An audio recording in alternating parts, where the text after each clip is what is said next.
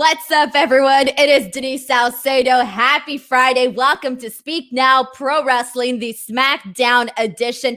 It is May 7th, and technically, this was a throwback episode of SmackDown, a retro episode of SmackDown, but it kind of felt like a bowl of soup mixed with a bunch of different logos from different eras, all mixed into one episode. But we have a lot to talk about today. We had a couple of surprises, some noteworthy returns, some noteworthy announcements.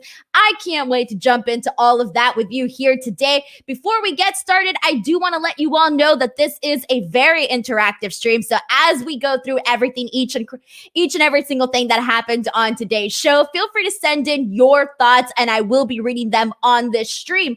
Also, I kind of want to kick things off with how you guys felt about the overall retro throwback portions or the elements really of today's show.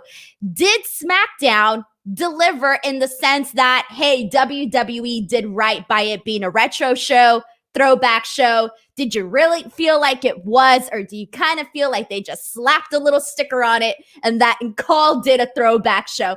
Let me know in the comments section below what you guys thought about that. And we're going to go ahead and kick off the show. Welcome, everyone. So here we go. I'm going to go ahead and start reading some of your guys' comments overall on how you felt about the show. Let's kick things off with Joseph Boza, who says, I just wasn't a fan of this episode. It felt like a piss poor desperation to get ratings. I expected more of an effort to be put into these nights. Look, dude, the second that this throwback SmackDown episode was announced, really everybody got super excited. They were like, oh, what are we going to be seeing? What's the stage going to be like? I know everybody was talking about the fist. Everybody wanted to get fisted. That was all over social media, but I mean, other than being digitally fisted, nobody got fisted tonight. The night's not over yet, ladies and gentlemen. Okay, that's it. We're going off the rails already. But no, seriously, in all seriousness, I do not think that WWE hit the mark when it came to fulfilling all of our nostalgic needs and giving us a throwback episode that I think we all expected. The graphics didn't match. We were getting the old Federation logo mixed with the 90s, early 2000s SmackDown logo, and it kind of just seemed like it was a little bit of everything all thrown into one instead of keeping with what we all expected it to be. We have a comment from Michael Bunch who says, my hope is that the Usos face each other. Jimmy wins, Jay sides with him, then they challenge Roman and Seth. Seth gets pinned, leading to Roman versus Seth for the Universal title at a Big Four pay-per-view. Dude, I'm excited about where they're going with this. Obviously, the big return that we had today, finally, after all of this time of speculation, wondering when exactly Jimmy Uso would be returning, he is finally here, and we will talk about that because obviously that was a big portion of today's show, was talking about all of this. We have a comment from Finn Garen Diaz who says, Reigns and Usos are such captivating characters. Can't wait to see what happens next. Definitely the highlight of what's going on right now. When you look at both the Raw brand and the SmackDown brand, and you look at the stories that they're telling on each of their shows right now, I don't necessarily think that anything is on par with what they've been doing with Roman Reigns. And obviously right now they're still shifting from the events that transpired with Roman, Daniel Bryan, and Edge, and shifting them over now until, including the return of Jimmy Uso. And already today we're seeing this, we're seeing that the family obviously is not on the same page. So that is going to be very, very excited to see. We have a comment from Martin Carrillo who says the show didn't give the presentation as a throwback SmackDown, but the show was enjoyable. I gotta say so too. The show was enjoyable. They gave us a lot of things to talk about. We got to see Teddy Long was one of the people we got to see too, which I was excited for it. I really was.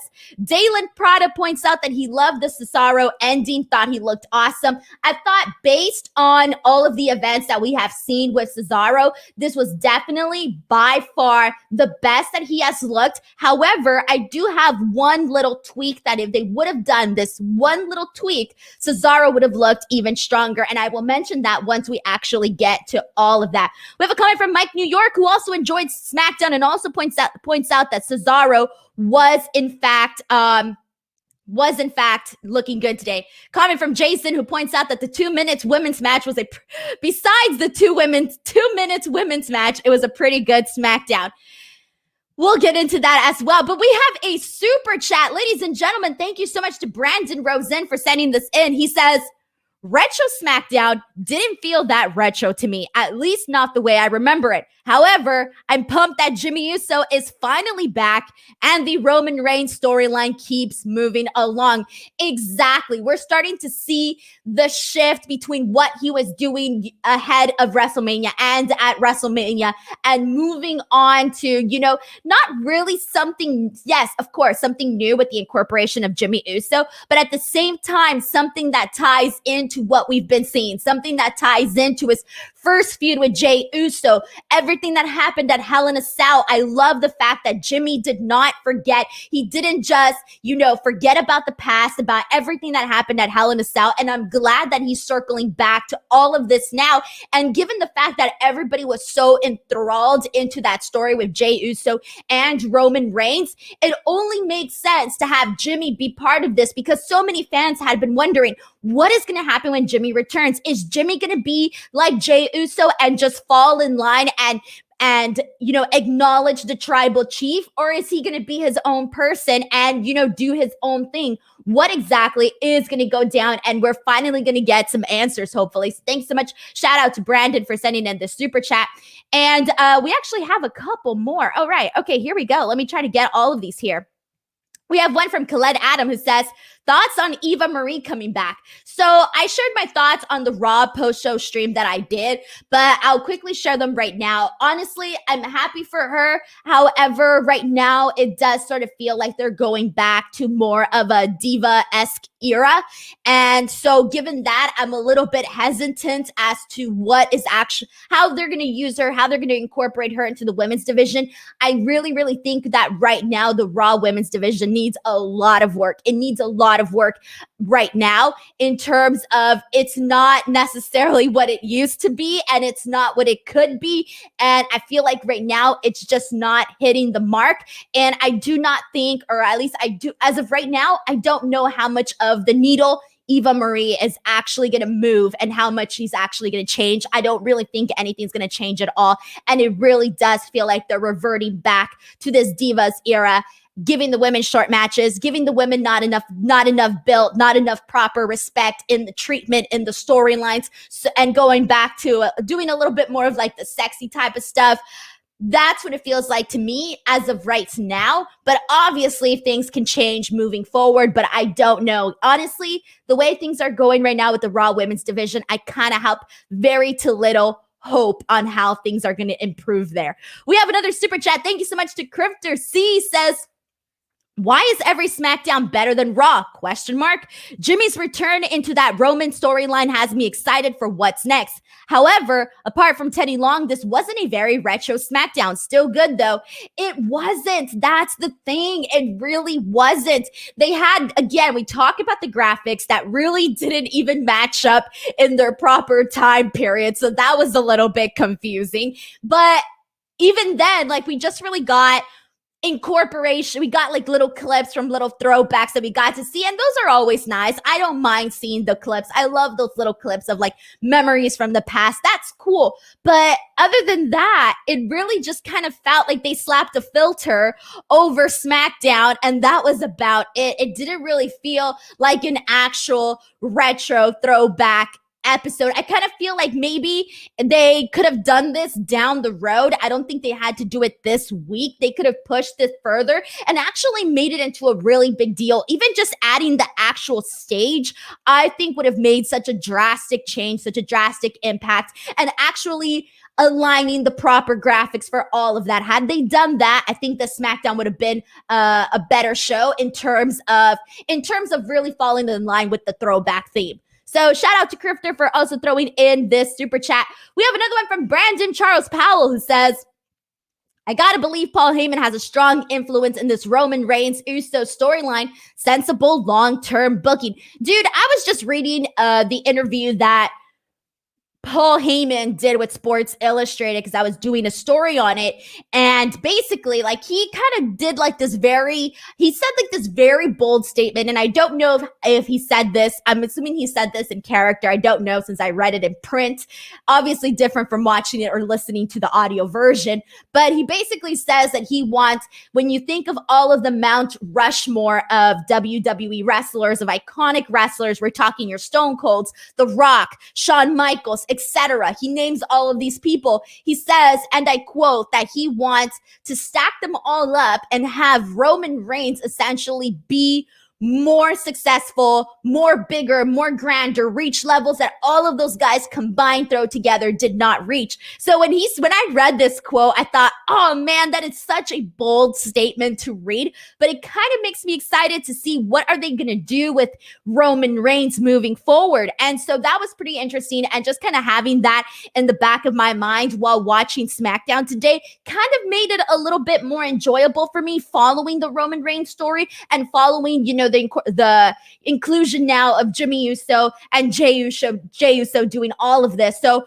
I kind of just liked knowing all of that little information behind in the back of my mind. Alrighty, guys. So there we go. Let's go ahead and kick things off we're going to kick things off at the top of the show. We already talked about the logo situation. Again, just match the logos, guys. Make it look proper in the proper era. Let's make it make sense, okay? But other than that, we had our opening segment, and right off the top of the show, I thought they kicked off SmackDown in a really good way.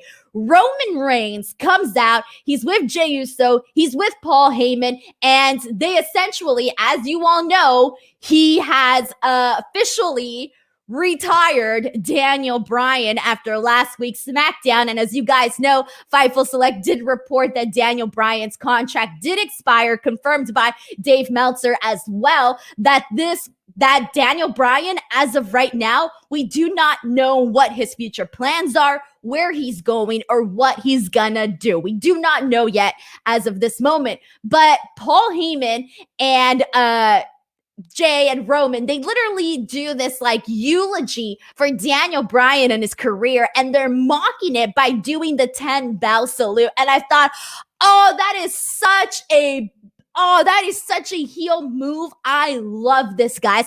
I loved Paul Heyman just doing the ding, ding, ding. And they are such a-holes. It was bloody awesome.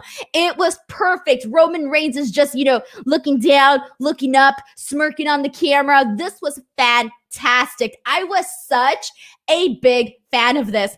We have a comment from Crispin Wow who says, nice of our tribal chief and his council to pay their respects. It was something that I thought was such a heel thing to do, that it was perfect, especially perfect for this Roman Reigns, this heel Roman Reigns who just doesn't give a damn, doesn't have any respect for anybody, and only really cares about himself. So I thought that was a really good thing to do. All right. And then, so continuing on afterwards, so they do the 10 bow salute. Roman is laughing. And again, this was a dirty one, but it was really hilarious. Roman says, he starts cutting a promo, and he says he did everything that he told us that he would do, and that we should acknowledge him and thank him. Says that Daniel Bryan didn't even want to be here, so that Daniel Bryan should thank him too, because now he's out and gone, that he got rid of him. But then he says, Roman Reigns says that Daniel Bryan has been replaced, that he found somebody else and he's been replaced. Lo and behold, we hear the Uso music, and bam, Jimmy Uso is back. He has been gone forever, guys, forever. And based on what I've heard, he had already been ready for, I think, maybe a couple of months, more than a couple of weeks. So definitely a couple of months where he had already been ready. But over a year, we had not seen him, besides obviously the Hell in a Cell, but we hadn't seen him. he comes out, he's hugging it out with Jey Uso, and they're looking all really happy. And I'm trying to read Roman Reigns during this segment. I was trying to see, okay, is Roman Reigns because part of him sort of looked like he was a little annoyed that they were doing this big celebration, but at the same time, he also kind of just looked like his normal self. So I don't know if I was reading too much into his facial expressions, but I was trying to gauge where exactly they were in terms of, is Jimmy Uso going to be on the same page? Is he not going to be on the same page? At this moment, we really could not completely tell. And so, after this, Cesaro's music hits. Cesaro comes out and he basically says nobody can replace Daniel Bryan and tells Roman Reigns that he has no time for him because he has to focus on his match with Seth Rollins. Then Seth Rollins comes out and attacks him from behind. And I gotta say, we talked about this on a previous, maybe like a couple of weeks ago here on this show. Why do they not let Cesaro talk, guys? It seems to me that they're continuing this. I talked about this on another episode where I remember twice, 2 different episodes, I believe, if I'm correct, 2 different episodes. It was very obvious that they did not want to let Cesaro have a lot of mic time. And it was obvious again today because he gets a couple of words in and then bam, Seth Rollins goes ahead and attacks him there. So I don't think Cesaro's allowed to talk very much. That's just the sense of what I'm getting right now. After this, we keep the action going. Teddy Long comes out and everybody's all happy because he comes out and he's a lot of fun. He comes out and basically says that if Cesaro wins his match against Seth, that he would go ahead and face Roman Reigns at WrestleMania Backlash. So this was a really good segment, I think, just top to bottom. Again, with just Roman and Paul and Jay being jerks, to the return of Jimmy Uso, with even Teddy Long coming in and spicing this whole thing up. I loved all of this. Let's see what else we got here. This is a comment from Goofy who says, Cesaro isn't a strong promo, but has the work rate. 100%, exactly. But at the same time, like, how is he bound to get better if he's not actually speaking or speaking very often? So I guess it's better that right now they're sort of hiding those flaws that he may have. At some point, they're probably going to have to do something about that, but definitely has the work rate, and that is without a doubt. Okay, this is an interesting comment. Tamzid says, Roman Reigns is becoming a second-rate Brock Lesnar. What? I do not agree with this comment whatsoever. Tamzid, thank you for coming into the stream all the time. You are awesome. But on this point, I'm going to have to disagree. I think that Roman Reigns is doing his own version of Roman Reigns. And literally, I love this Roman Reigns. Like, he's a different type of a-hole than Brock Lesnar was. Brock Lesnar was very different to Roman Reigns. I think Roman Reigns is a little bit more just like darker and meaner and on such a high horse. So I would say that they're very different. I wouldn't consider them exactly the same. We have a comment from Seth I. Roth who says Roman is so much better. Okay. Let's hold the phone here, guys. Let's hold the phone. I don't feel like I can compare Roman and Brock Lesnar because they're doing 2 totally different things. But if I had to choose with who I like more, though, Roman or Brock Lesnar, guys, I've always been a Brock Lesnar fan. So I gotta go with Brock Lesnar because I pop for Brock Lesnar each and every single time. And I know there's people out there that are not fans of Brock Lesnar. Screw those people. I'm a fan of Brock Lesnar. We have a comment from Dalen Prada who says, Roman is amazing. Everything he does is so great. Keep the belt on him as long as possible. I think that is exactly what they have to do. They need to make him, as we know, and this was one of the things that Paul Heyman was also talking about in this interview that he did with Sports Illustrated, where he was talking about having the 500 plus day reign with Brock Lesnar. And I'm thinking, we totally need to get Roman Reigns to do something like this. And for me, for the longest since Roman Reigns became champion, this is what I've wanted. This is what I've wanted to see, is this long title reign where he is just killing guys left and right. And I mean, you just can't lose after literally defeating Edge and Daniel Bryan at WrestleMania, stacking them on top of each other. It's like they were Pringles and literally just pinning them. I mean, you just don't bounce. Like you got to keep building from there. You just don't go from that very high point to a low point. So I do definitely think that Roman Reigns needs to definitely keep this momentum going and everything that he has until somebody comes up and changes our mind and makes the fans say, I want to see that guy beat Roman Reigns. As of right now, we do not have a guy that I can genuinely say, oh, I want him to defeat Roman Reigns. There's nobody right now for me. We have a comment from Lord Chico who says this was a really good segment. I like this. I like that everybody for the most part is on the same page as the fact that they all thought that this was a really good segment. And I really, really do think so as well. And everybody's getting in their thoughts here. RJ Best says, sorry, Denise, Roman is corporately created cheap Cena/Lesnar bootleg. Oh man, where did all this hate for Roman resurface from?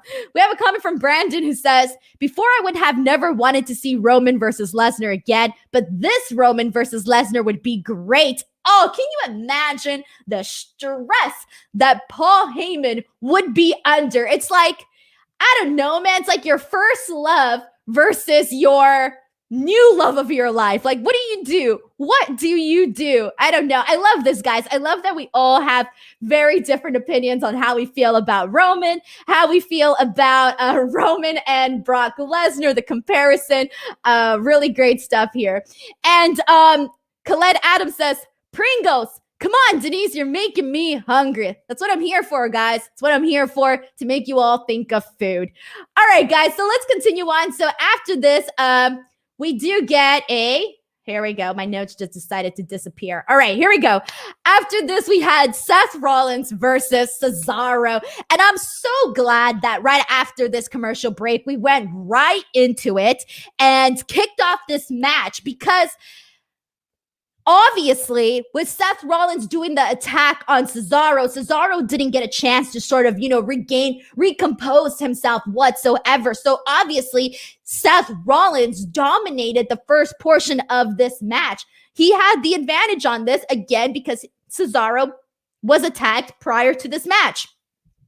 Cesaro does try to get his advantage back on Seth. He's trying. It's just not happening. But then we start to see multiple uppercuts from Cesaro, followed by a clothesline. And then the tides start to shift here a little bit in this match. And one of the things that I did want to point out about Cesaro and Seth Rollins is that while I was watching this match, there were little things that Cesaro and Seth Rollins were doing in this match that I don't know if I maybe didn't notice this before, and if I did, I didn't know. No, I didn't notice this before. I noticed it today, really. Today, I noticed just how much Cesaro and Seth Rollins look like they are having fun and really enjoy working with one another in the ring. Obviously, they've had great moments, the WrestleMania match and all of that. But for some reason today, some of the stuff that they were doing in the ring hit me a little bit differently, where I thought, you know what? These two guys, they're really enjoying themselves right now. And they're doing little things that are making each and every single move that they're doing just that much better. So that was one of the things that I definitely wanted to point out. We have a comment from Patrick Etheridge who says, great match between Rollins and Cesaro. The finish kept the storyline going for the night, and between Jimmy J and Roman. I loved it. They kept it strong. That is one of the things about SmackDown, that they package the show in a way where you know what the main story, what the main focus is of the day. And you keep that going throughout the night. And obviously, because it's only those 2 hours, it does feel a lot more tightly sealed than Monday Night Raw does. Oh, and I hate trashing on Monday Night Raw because, well, let's not get into that.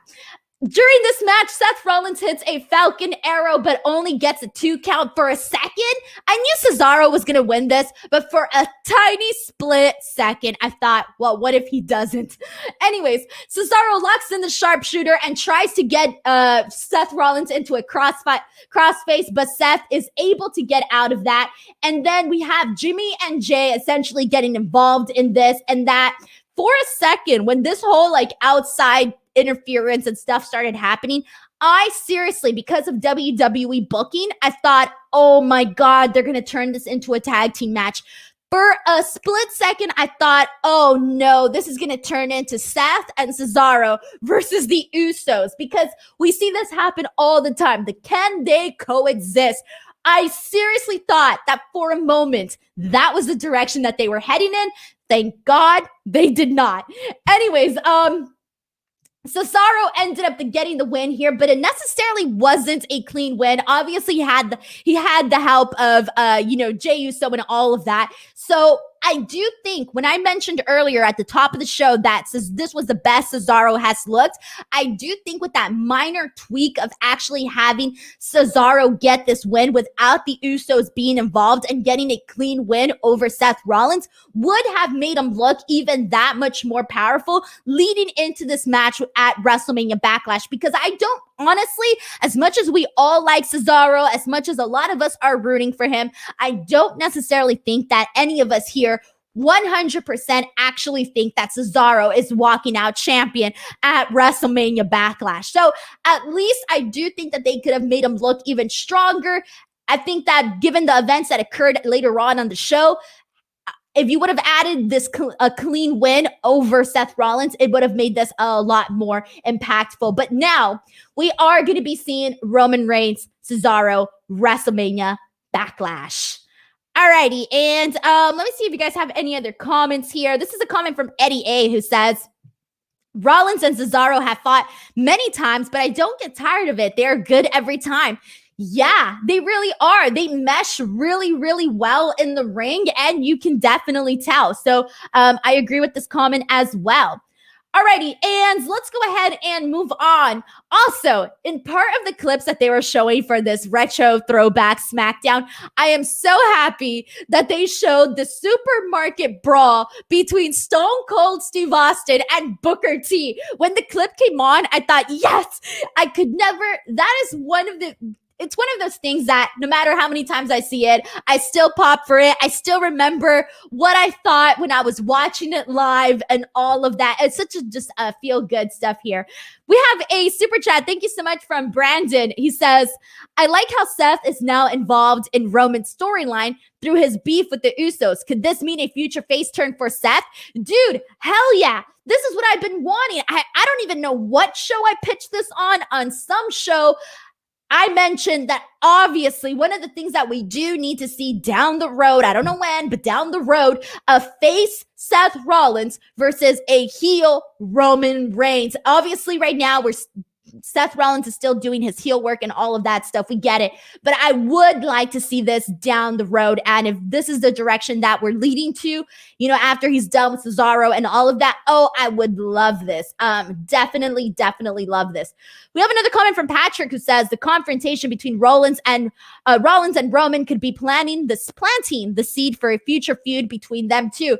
Pretty much along the lines of what Brandon just mentioned. And I think we all kind of got that vibe when we were watching this segment here.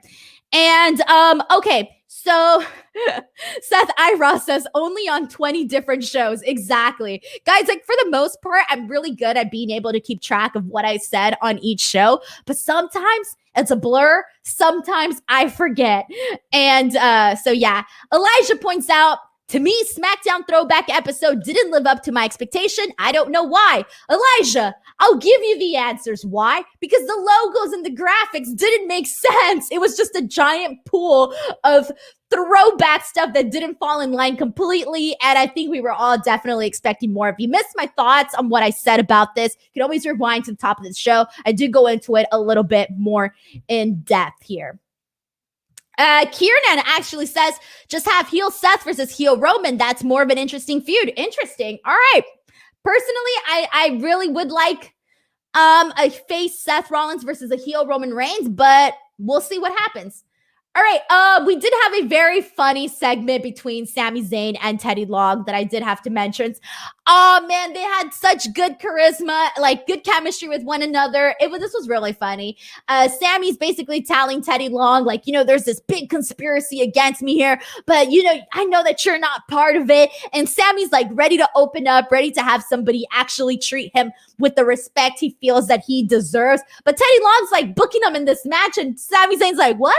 Like, you're booking me against all these guys? Like, what's happening here? And then Teddy Long tells him that he's going to wrestle The Undertaker. And Sonya and Sammy are like, what? I thought that was really funny, guys. I love this. I thought this was a really, really good segment. And yeah, Khaled points out that they were dancing. Alrighty. And yeah, this does need to be pointed out, though. Joseph brings up a good point. Joseph says, Seth Rollins is an awful as a face. His face turn always loses steam quickly.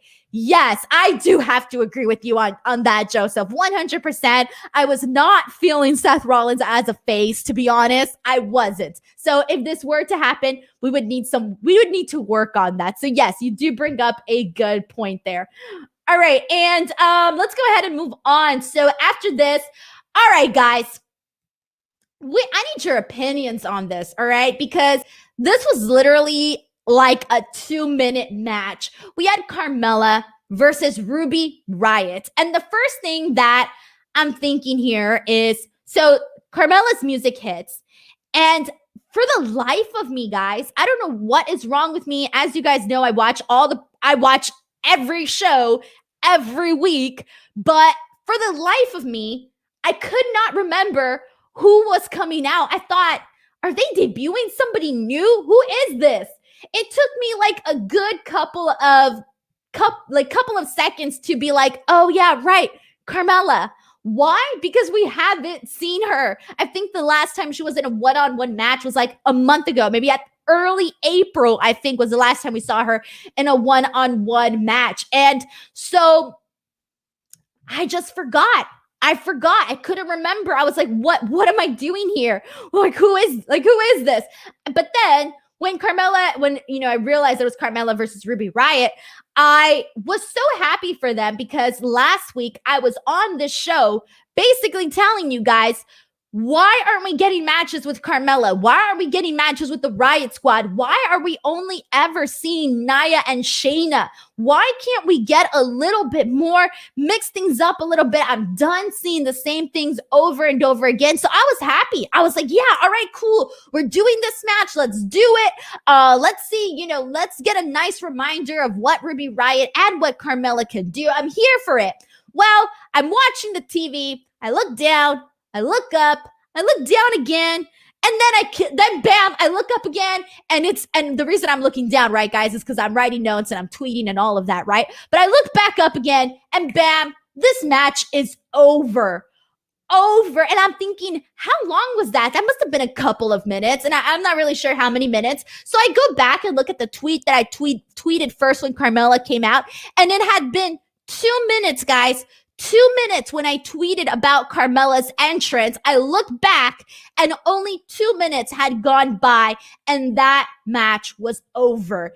And I think it was even Carmella herself where she was talking about this on a podcast with the Bella Twins just this past week, I think it was, when she was talking about the fact that the women aren't getting enough time. And yeah, they're not getting enough time, guys. I'm curious what you guys feel about this. What do you guys think? I mean, how do you feel? Let's see. This is a comment from Aaron who says, I hate that WWE isn't giving women the time to do something they deserve to display their talents longer than a 2-minute match.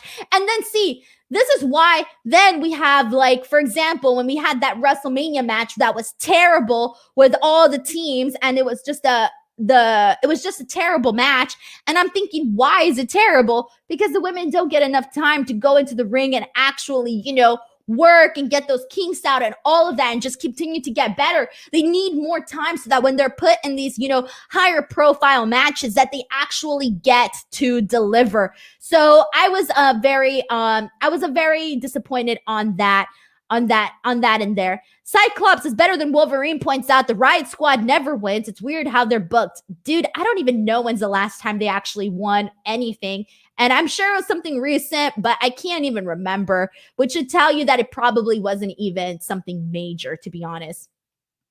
We have a super chat. Thank you so much to Crifter C, who says, the silhouette of Carmella made me think a peacock was coming to fight Ruby before it was revealed to be Carmella. Jesus Christ, a peacock. And we're not even on the peacock. Well, SmackDown's not on the peacock, but we're on WWE on the peacock. Whatever, this joke failed. I was trying to go with something there, and my joke failed. It didn't hit. But this joke totally hit.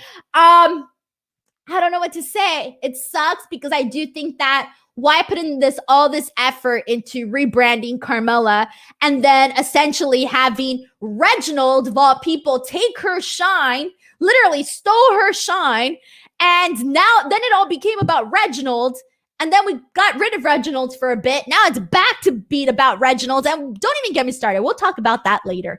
But yeah, definitely need more time for the women, all right? And it needs so that they can just get better and do better and all of that. Really, just all of that. Oh, this is sad. Goncast points out matches are just B-roll for the reality show. I haven't watched Total Divas. To be honest, I'm not into reality TV whatsoever. I don't like it. But I do see that they sometimes put, or I don't know how often they do this because I've only seen a couple of episodes. They do put the B-roll on the reality show. So I do see your point on this, and that sucks. We have another super chat. Thank you so much to Kaleem Alahi, who says, I think they're not really focusing on women because they're not a draw. Okay, that's definitely not it. So this has been a heavy conversation as of late. And I know that they were basically saying that, I think it was Mickie James who opened up in an interview and basically said, or it might have been on her podcast, where she said that she was told that to stop pushing so hard for the women to get more time, get an actual show, get the Evolution show and all of that because women don't draw, right? But personally, I get why some people think that, but I don't agree with it whatsoever. I just don't agree with it. And the reason why I don't agree with this is because so many times on all of these shows, when we're recapping, whether it be the news stories, whether it be, a coverage of a pay-per-view, whether it be a Raw or SmackDown or NXT or AEW, whatever the hell show I'm talking about, whatever the hell show event or news I'm talking about on a podcast, people, when the women's stuff is good, people love to talk about it and people are excited about it. People are genuinely hot for it. So I feel that when given the proper respect, the proper treatment, and the proper time to let their feuds and storylines actually develop, then definitely the women can draw. Look at how hot Becky was when leading up to WrestleMania. Look at everything she did with Ronda, with Charlotte, and obviously Ronda came in with her whole star power, but look at all of that flourish that came out of that. And then think about AEW for a second. The match with Britt Baker and Thunder Rosa. Dude, I had never came into a post-show stream where every single person was just so happy about that match. Everybody was hot for it. Everybody was talking about it. Everybody was feeling good about it. And when it's done, when they let them actually do their thing and give them a proper story, it is good. Let's think about even the women's, there's so many examples. I mean, I can keep going on and on about great women's wrestling, great women's moments, all of that. Really, we could be here forever. And, I'm sure you guys are all thinking of moments, but I feel if they're giving the proper time, proper opportunity, all of that, it could definitely be a draw. But the 2-minute matches, it's not going to help it whatsoever. It's not going to happen. And that sucks. It really does suck because then when their matches aren't good, I got to come on here and be like, that match sucked. That match was not good. And then at the same time, it's like, well, what do you do? What do you do? Thank you so much to Kaleem for sending in the super chat. All right, let's see what else we have here. All right, we have a comment from Sean Harrington who says, women absolutely can draw. All it takes is effort to put into them. Evolution was a good event, but the build up to it was the problem because WWE cares more about a super show. Yeah, and here's the thing too. I'm sure if they built these big matches leading up to Evolution and kept having the Evolution event. And once word of mouth spreads and people, let's say there's people that are like, nah, I'm not going to watch that event because it's only women, right? Then they start hearing from the people that did watch the event, oh man, that event was good. It was a great match, this and that. Maybe somebody who wasn't going to give that show a chance will probably be like, you know what? Everybody said this show was good. I might check it out. And they might check it out. So I just feel it's like getting it consistent. They need a consistency here. And that's personally how I feel about all of this. BM says, women have had the best storylines for a long time. They're the draw. If a storyline is good, it does not matter what your gender is. It doesn't matter what your gender is. If you are telling a good story and there are two people that can work, or three people, or however many people involved in the story, then it can work, okay? And I know this based on conversations that I've had with people on here. And RJ Best says, Denise, you're kind of stealing Bayley's segment. Yeah, we'll talk about that as well. And alrighty here. We can go on about this forever, guys. We can go on about this forever, but I'm going to go ahead and move on for this second. Actually, I'm going to read this comment from Joseph. It says, Mickey said on her podcast they really didn't want to do Evolution because it was supposedly losing money for them. I think they did it just to capitalize on Ronda and ask, would Ronda draw in main event? Also, oh my gosh, when I was on Wrestle Talk, we had Maria Canales on, and Maria spoke about one of the points that she brought up on the show was she talked about how there's so many other pointless pay-per-views that they do. So why can't they do Evolution? Who really cares right now? Honestly, who really cares about WrestleMania Backlash? At this moment, how many matches are you really like, oh my God, I can't wait for? There's probably one, maybe two, but it's definitely not the entire card. And that's just a little example. There's been better examples that I'm just not thinking about as of this moment. So, all right, let's move on. All right. Okay. So after this, we had the Bayley celebrates the champions of the past segment. She comes out and she talks about, she shows pictures of, Jacqueline and Lita and Alundra Blaze and all of that.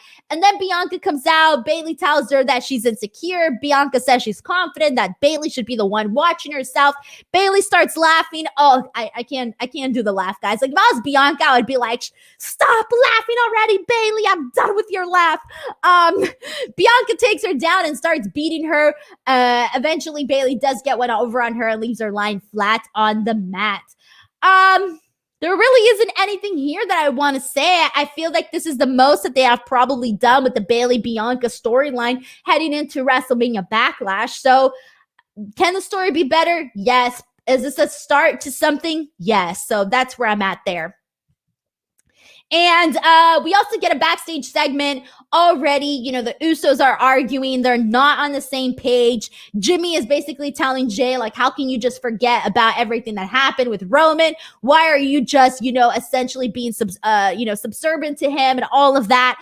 And then Jay Uso's basically telling them, well, we're family. That's what family does. So they're not on the same page whatsoever. Cyclops says, I missed his super chat. Oh no, Cyclops, can you actually, here we go, I found it. Thank you so much for letting me know. Cyclops is better than Wolverine sent in a super chat that I missed. I'm very sorry. He says, we need more time for the women, but less for Nia, LOL. Oh, I feel so bad. I'm sure Nia, like I've interviewed Nia and she's great. She's a nice person and all of that. So this is just like storyline when we're talking about less Nia. It's just the fact that it's like every single week, and it's nothing that I think the fans are really feeling at the moment. And I just would like to see some more of the women get an opportunity. I don't know. But thank you so much to Cyclops is better than Wolverine for sending in this super chat. Alrighty. And, okay. So after this, we had Dominik Mysterio versus Dolph Ziggler. This was supposed to be Ray versus Dolph Ziggler. But Dolph mocks Dom and calls him a little kid. He says that even the Kardashians did something to become famous. And I thought, Wow, Dolph Ziggler must know very, very little about the Kardashians to have to say that, because at least Dominik Mysterio went to go train to become a professional wrestler. He actually trained with multiple people at multiple schools and all of that. So the Kardashians was not a great line, but whatever. I'm just a Kardashian hater. So let's move on. So we end up having this match between Dolph and Dom, and Dom ends up winning with a roll-up. This was a very, very quick match, and I was actually surprised that they gave Dominik this win. So there you go. There really wasn't much to say about this match. All right, cool. And I'm trying to see if there's anything else here that I need to read in regards to this. All right, cool. So after this is where we're going to get some hot comments, guys. Some hot comments. Oh, we kind of got one. Colette Adams says, come on, Dolph loses to Ray's kid? Brandon wants to know, are the Kardashians debuting in WWE? Look, I'm not a fan of the Kardashians. I will be the first person to tell you that. I am not a fan of the Kardashians whatsoever. But if they were to make a WWE appearance, let's face fact, people would tune in. People would be like interested, because there are people that are fans of the Kardashians. I'm not one of them, but they have them fans. So that's all I need to say on that. Aaron says the roll up, the most devastating move in sports entertainment. I was thinking about that too. I was like, at some point you would start to think that, the guys would start to become aware. Don't get yourself in a roll up. You might lose the match. Patrick also makes the same joke. The most devastating move in WWE, the roll-up. Shaking my head. Guys, I'm going to become a professional wrestler tomorrow, and my finishing move is going to be the roll-up. I'm going to call it the fruit roll-up. So that was such a bad joke. I'm just failing with these jokes left and right. Mike New York pitches Reggie versus Kim Kardashian. God, I'm not a fan of Kim Kardashian. I might even root for Kim in this match. All right. Elijah says Dominik won by the most devastating move in all of sports entertainment. Surprise roll-up. I love this. All right. Let's go ahead and move on. All right. So Reginald versus Tamina, ladies and gentlemen. Reginald versus Tamina. Yes, you heard that right. That was a match today on SmackDown. And I'm curious. I'm wondering if they're counting this as a woman's segment, because they did the Carmella Ruby Riott match. They did the Bayley celebrates of the champion. And then obviously in this match, you had the inclusion of, Natalya and Shayna and Nia and Tamina and all of those girls. So I'm wondering, did they count this as the woman's segment, even though Reginald is the one in the match? All right. I don't know. That's literally all I wrote. Shayna and Nia get involved and this ends in a DQ. So then I'm wondering to myself, why can't Tamina at least get a clean win over Reginald? Why couldn't they give Tamina a clean win over Reginald? I don't understand it. I can't comprehend it, guys. This felt like it was just, I don't even know. I think it was just included into this match to give me something to rant about for today. I have nothing good to say about this. Nothing. Absolutely nothing. Harley Griffith says, 5 stars all around. Screw it. I'm giving this match 13 stars. Colette Adams says, how many flips did he do in this one? He did that spot where he gets on the turn post and he balances and then he did I don't know what. I don't even know anymore, guys. I do not know. All right. People are saying that, yes, probably, unfortunately, they did count this as a woman's segment. Jesus. We have a super chat from Brandon Rosen who says, why couldn't Reginald have been banished from SmackDown? You know what's sad? It's just been sad because Reginald did come in and, people were liking him in the beginning. Again, he had that good match with Sasha, that fun match with Sasha Banks. That was fun. That was nice. Cool. But then it just went downhill. And I think it went downhill because they started shoving him down our throats. And the whole shopping spree segment, I don't even know, are him and Nia lovers? Are they friends? What even are they? I don't even think I know anymore. I don't even think I understand the story anymore. I don't even know. I don't even understand the story. And I watch every week. Patrick Eateridge says, I like that they showed the Talking Smack segment of Tamina showing her intensity. They need to have more of that on the main show. Yes, I agree, because I don't watch Talking Smack. So unless they show the clips on the actual show, I ain't going to see it. Unless it pops, or unless it's something that becomes viral and somehow makes it onto my Twitter feed, I'm not going to see what goes on Raw Talk or Talking Smack. Brandon says they are protecting Reginald, who will win the SmackDown Women's title from Bianca, ... not. Oh, God. No, that would be terrible. That'd be so terrible. I don't know. I would cry. I think I would cry of anger. That's not going to happen, but still. Anyways, let's see. Matthew Mead says, why would anyone get a clean win against the man with the greatest flips? Hey, I don't even know what to say about that, guys. I don't know. Harley says, Talking Smack is so underrated. I love it. Raw Talk trash, though. I wouldn't know, guys. I don't watch either or. I watch wrestling every single day. So the times where I'm not watching wrestling, I'm probably watching some random TV show. So, and then also like documentaries. Like I started watching the Dark Side of the Ring episode 1 of Brian Pillman, and I got like 15 minutes in because I didn't have time to finish watching everything. And then on top of that, like, just keeping up with podcasts, keeping up with the episodes. Sometimes I just can't watch everything. It gets crazy. So, but I do try.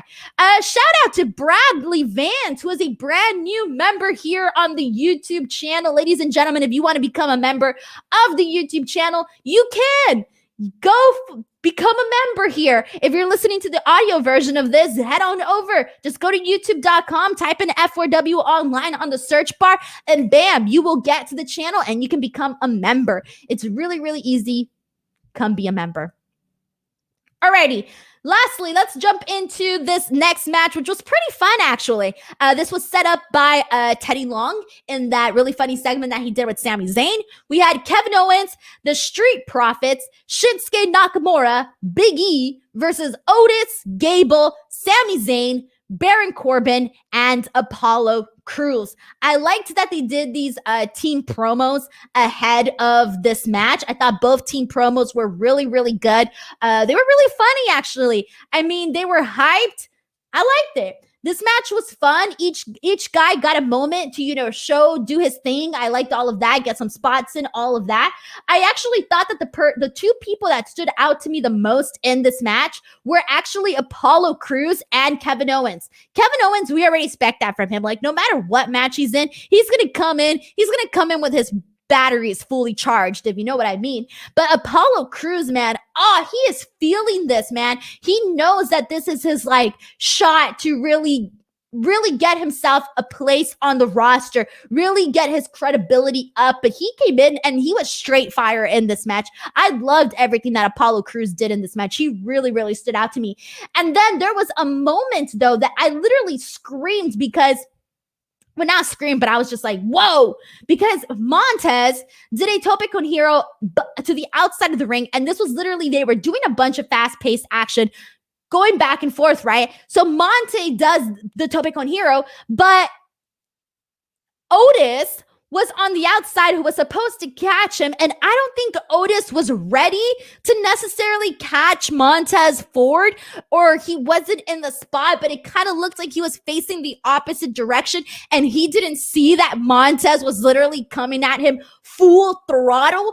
And Montez goes, and because Otis is literally built like a house, he catches barely get Otis's shoulder is the only thing that Montez body touched, and he just hits the floor. That was a pretty gruesome spot there, but in the end, that was it, guys. That was it. What did I miss here? All right. Wow, I forgot to write the actual ending, guys. Wow. Anyway, so yeah, I liked all of this. I thought that this was a perfectly fine match. It probably, let me go back. Let me think about this. 1 second. Yes, this was probably, I'm looking back at some of the other matches that happened, and I'm going to say this was probably the best match of the actual night. All right, let's see what you guys thought about this. This one is from Harley Griffiths. It says, yeah, very fun match, especially towards the end. So much talent in the ring, and King Corbin, I'm sorry, ... Thank you. Everybody's pointing out the Corbin end of days. Wow. Yeah, I totally just forgot to write that down and forgot.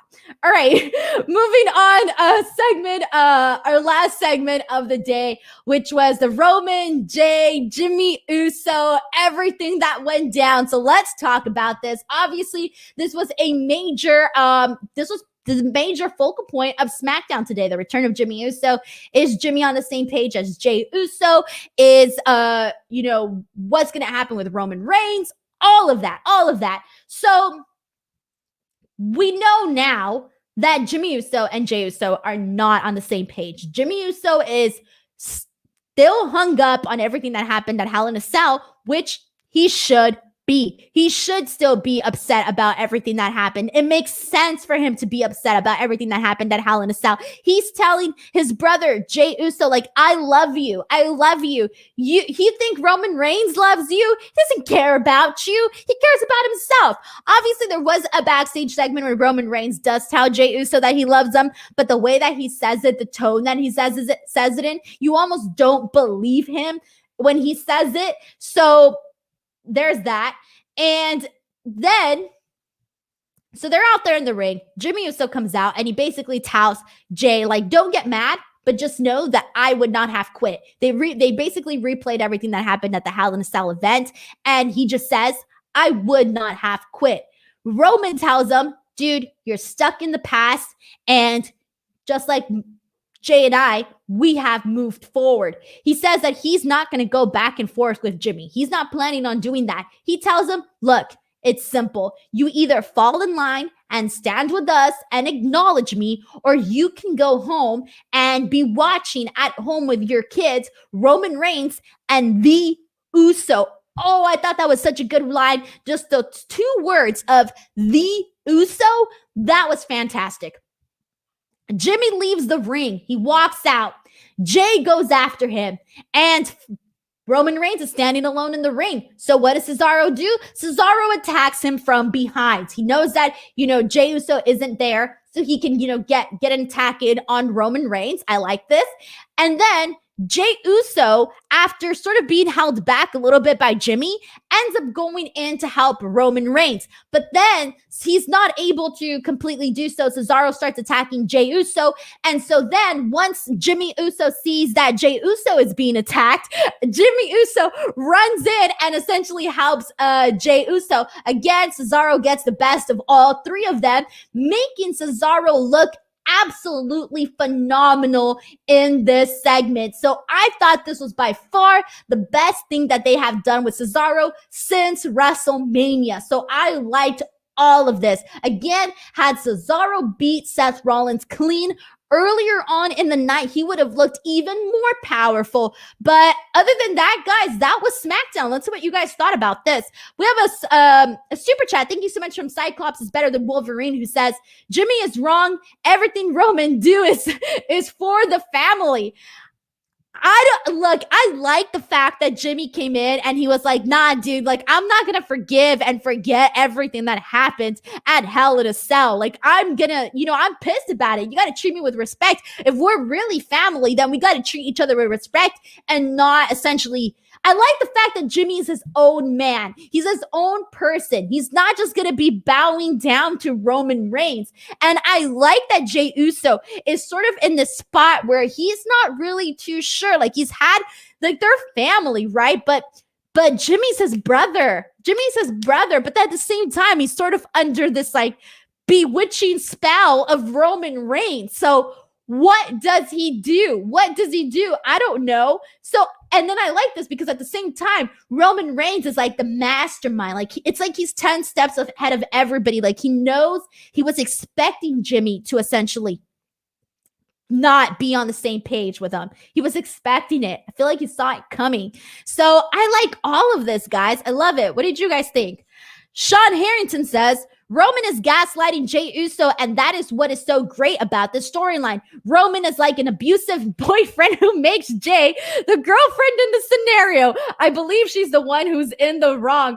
Oh my God. I kind of saw that too. I get your example that you're saying here, because Roman Reigns is kind of like, it's kind of like when you have that bad boyfriend and he's, filling your brain with like all of this nonsense. And then you have that one friend that's like, dude, you need to get out of this relationship, blah, blah, blah. Yeah, I totally get it. I get it. Pomi Wrestling says, I can't remember the last time WWE successfully built a story for a pay-per-view. Roman Cesaro while building another story, Jimmy's return, and planting the seeds for yet another feud, Roman Rollins. Thank you, Pomi. I was thinking about this, but I didn't write it into my notes, so I kind of forgot to mention this, but it's true. This is indeed true, and that's one of the things that I think that WWE has needed to work on is the fact that you can have your main feud, right, and put all your eggs into that, well, not all your eggs into that basket, but put a lot of effort into that. But at the same time, build some more. Even like, I do think that they need to build more in terms of like the mid card and the lower card, like make some more interesting stories there as well. But in terms of like the main picture here, which you mentioned, Roman Cesaro, Jimmy's return, Roman and Rollins. Yeah, I like that. I like the fact that they're continuing. And you know what I think it is? That they know that they have something right now with Roman Reigns. This is something that the fans, for the most part, aren't trashing as hard as some of the other things that they're trashing. Like Roman Reigns, when they do the story justice, people are liking what they're doing with Roman Reigns. And this is one of the main things they have right now. They can't just let that go. They know the fans are liking it. They got to keep it hot. So I feel they are aware of that. So hopefully they keep it like that. Matthew Mead says, Roman is the biggest babyface in wrestling. Guy just trying to feed everyone, yet his own family, and the heel Cesaro just trying to hold his goodness. How sad. That is very sad, Matthew. I like how you think. Harley says Jimmy versus Jay could be match of the year, especially with the right story. Could be so great and so emotional. This could be good. You're onto something. I agree with that, especially because they're both completely so athletic. Come on, we've all seen all of this. And all right. I'm going to go through some of your more comments. Oh, we have another super chat. Thank you so much to Crifter C, who says, do you think Jimmy will get Jay to turn on Roman? Or will Jay influence Jimmy to acknowledge Roman and fall in line? Well, Crifter, my friend, you asked the big question. This is the question. What on earth is going to happen? As of this moment, ooh, okay. At first, I was completely sold. I thought, you know what? Jay is going to turn. He's going to turn on Roman Reigns and essentially, go back with Jimmy. But I don't think they're going to do that. I actually do think that Roman will be the cause of this breakup between Jimmy and Jay. I feel that's the direction we're headed in. I don't know. I need to see a little bit more, see what happens next week, put some pieces together. But as of right now, I don't think that Jimmy is going to be the one. I think it's going to be harder for Jim. I don't think it's going to be as easy as it was for Roman to make Jay fall in line and acknowledge him. I don't think he's going to have that same. I don't think it's going to be as easy to do that with Jimmy. I think it's going to be a lot harder because they're already showing some differences in between Jimmy and Jay's character and their mentality and the way that they think and just simple enough. Jay is already over everything that happened at Hell in a Cell. Obviously, they've settled their differences, but Jimmy's not. Jimmy feels different. He feels different, and I think they're going to go a different direction there. But we will see, everybody. We will see. And everybody wants to see a Jimmy versus Jay match.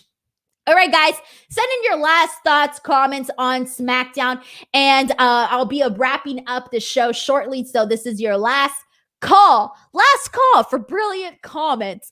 We have a super chat from Khaled Adam who says, Denise, possible you could do the Teddy Long dance, please. I don't know. Can I do the Teddy Long dance? I don't think. Wait, the one that he does the one where he does like this? Is it that the dance that you're talking about? Sorry, I'm blanking at the moment. I will eventually have to do the Teddy Long dance.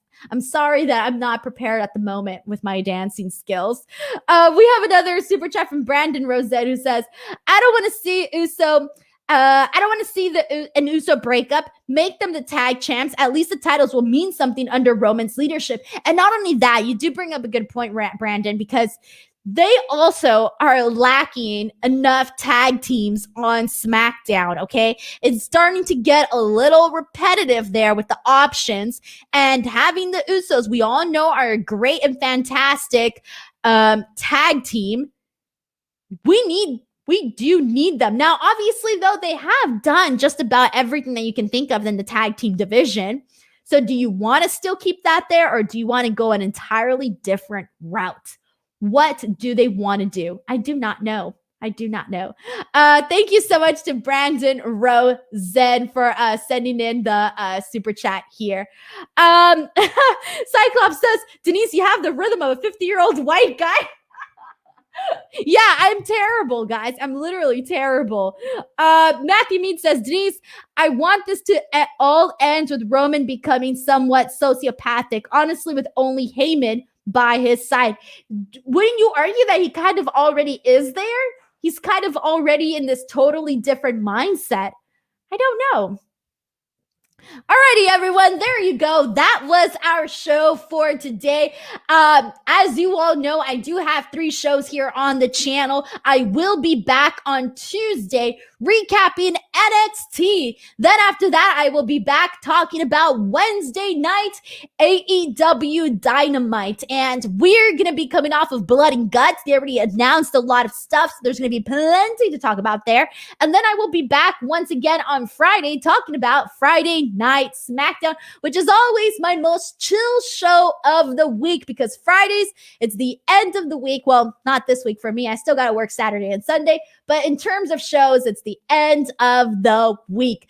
Guys, I hope you have a wonderful weekend. Thank you so much for joining me. Please do not forget to give this video a like, leave a nice comment in the comment section. And if you haven't already, I forgot. Guys, I forgot to say something. Don't go anywhere. Ding. I forgot to promote my shirts. Dang it. All right.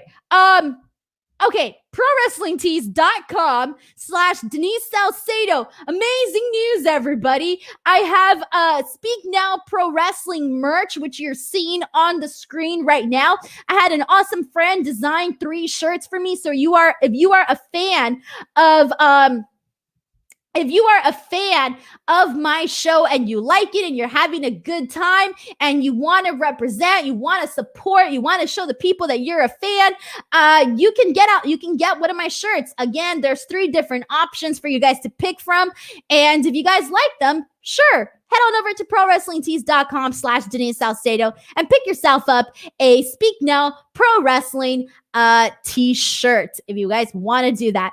All right, lastly, I am 800 followers away from hitting 20K. It is now I think 12 days till my birthday, or 11 days. I forgot. However many days till my birthday. I'm trying to hit 20K by the time I get there. I got a follow this yesterday from AEW, guys. So if AEW can follow me, you guys can follow me. Twitter @_Denise Salcedo. All right, everybody, I'm done talking. Have a great weekend, everybody. Love you all. Take care. Bye, everyone.